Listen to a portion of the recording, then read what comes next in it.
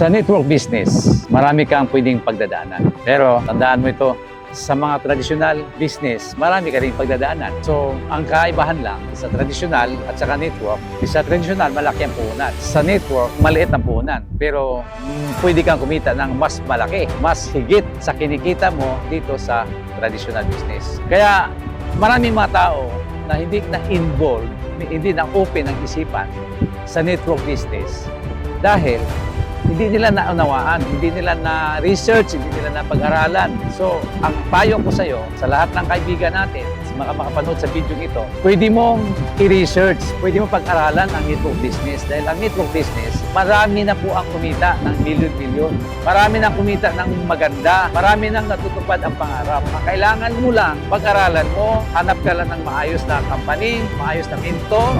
So, yun ang iyong hahanapin, yun ang iyong titingnan dahil kapag nakita mo ang right mentor sa network business, ay talagang pwede ka magiging successful din. Malamang, pwede mo makuha ang mga dream car mo, dream house mo, savings mo, or mga travel na gusto mo para sa pamilya mo. Kaibigan, simple lang ang gusto kong sabihin.